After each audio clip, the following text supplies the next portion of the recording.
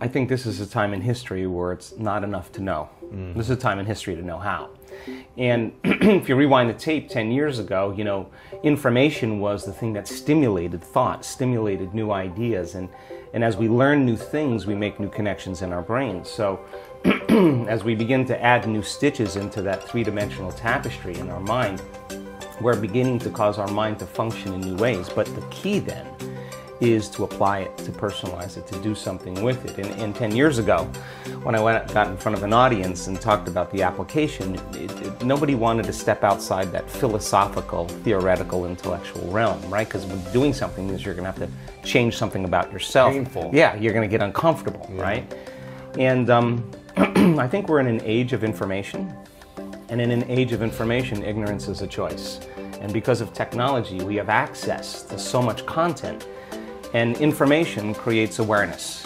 And awareness is consciousness. And you can't have consciousness without energy. They work together. So there's an energetic change, I think, that's taking place in the world right now, where people are so informed that old models, old paradigms are beginning to break down, whether it's the medical model, the religious model, the educational model, journalism, the economy, you know, politics. It's all beginning to come to the surface because something else has to come out. And I think that one of the things that people are realizing is that you don't have to be a Buddhist monk to do this, or a nun with 40 years of devotion. You just got to understand the formula. And just like any skill or anything you learn, you got to go from thinking to doing to being. You got to take knowledge, you create the experience, and if you keep doing it over and over again, you start getting a skill, or you start getting wise about how to do it. And you know that you know how to do it. Well, in the last 10 years, we have assembled a scientific team. And let's see if you can really make significant brain changes. I don't want those changes to just be in your mind. I want them to be in your brain. I want to be able to see before and after pictures to say that person has a significant change after a traumatic brain injury, or anxiety or depression, or a cyclic mood disorder, or a stroke. We want to see that there's been significant change. At the same time, let's measure your brain in real time, and let's look to see what that transformation process looks like. And in the discovery, Lewis, of that process, we gained so much knowledge about what that transformational process looks like. In other words, I can tell you without a doubt that if you're analyzing your life right now within some disturbing emotion, that 100% of the time you're going to make your brain worse.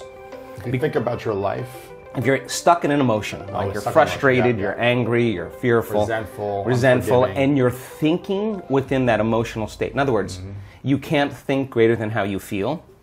That means then you were thinking in the past, because those emotions are a record or residue of the past. So we see people in the process of change that are analyzing in duality or polarity. That kind of drives the brain into higher states of arousal and further away from true change. So we've done thousands and thousands and thousands of brain scans, and we now know that there's a formula to create greater brain coherence, greater brain efficiency, to make your brain work better. And when your brain works better, you work better. At the same time, it requires a clear intention and an elevated emotion to begin to change your energy and to change your life. And nobody changes until they change their energy, right? So then, how do you get a person out of resentment, frustration, into joy and freedom?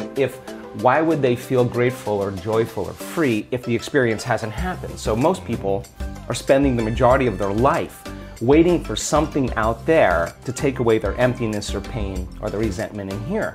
Well, if they're waiting their whole life in separation or lack, then and we create reality, then the lack is driving certain thoughts, which is creating more separation and more lack. So teaching people then to begin to condition their body emotionally before the evidence takes place in their life is breaking a significant habit, right? Yes.